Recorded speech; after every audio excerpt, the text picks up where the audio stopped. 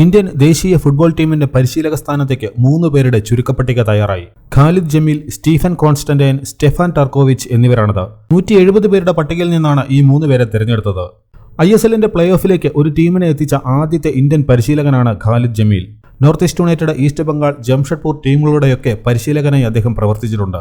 ജംഷഡ്പൂരിനൊപ്പം കഴിഞ്ഞ സീസണിൽ മികച്ച പ്രകടനമായിരുന്നു ജമീൽ നടത്തിയത്. അവരെ പ്ലേ ഓഫിൽ എത്തിക്കാനും അദ്ദേഹത്തിനായി. ഇന്ത്യൻ ഫുട്ബോളിന് പരിചിതമായ പേരാണ് സ്റ്റീഫൻ കോൺസ്റ്റന്റൈൻ. നേരത്തെ 2 പ്രാവശ്യം അദ്ദേഹം ഇന്ത്യൻ പരിശീലകനായിട്ടുണ്ട്. ഇംഗ്ലണ്ടുകാരനായ സ്റ്റീഫൻ കോൺസ്റ്റന്റൈൻ 2002 മുതൽ 2005 വരെയും 2015 മുതൽ 2019 വരെയുമാണ് ഇന്ത്യയുടെ കോച്ചായിട്ടിരുന്നത്. പിന്നീട് ഈസ്റ്റ് ബംഗാളിന്റെ പരിശീലകനായ അദ്ദേഹം അത് കഴിഞ്ഞ പാകിസ്ഥാൻ ദേശീയ ടീമിന്റെയും പരിശീലകനായി. നേപ്പാൾ, മലാവി, സുഡാൻ, റുവാണ്ട തുടങ്ങിയ രാജ്യങ്ങളെയൊക്കെ അദ്ദേഹം പരിശീലിപ്പിച്ചിട്ടുണ്ട്. ഫിഫ റാങ്കിങ്ങിൽ ഇന്ത്യ വലിയ മുന്നേറ്റം നടത്തിയത് അദ്ദേഹത്തിന് കീഴിലായിരുന്നു. 97ാം റാങ്ക് വരെ അദ്ദേഹത്തിന് കീഴിൽ ഇന്ത്യ എത്തി. ചെക്കോസ്ലോവാക്യക്കാരനായ സ്റ്റെഫാൻ ടർക്കോവിച്ച് UEFA യൂറോ 2020 സ്ലോവാക്യയെ പരിശീലിപ്പിച്ചിട്ടുണ്ട്. കൂടാതെ കിർഗിസ്ഥാൻ നാഷണൽ ടീമിനെയും പരിശീലിപ്പിച്ച അദ്ദേഹം സ്ലോവാക്യയിലെ ചില ഫുട്ബോൾ ക്ലബ്ബുകളെയും പരിശീലിപ്പിച്ചിട്ടുണ്ട്. AFFന്റെ എക്സിക്യൂട്ടീവ് കമ്മിറ്റി ഈ 3 പേരിൽ നിന്നും ഒരാളെ ഇന്ത്യയുടെ പരിശീലകനായി തെരഞ്ഞെടുക്കും.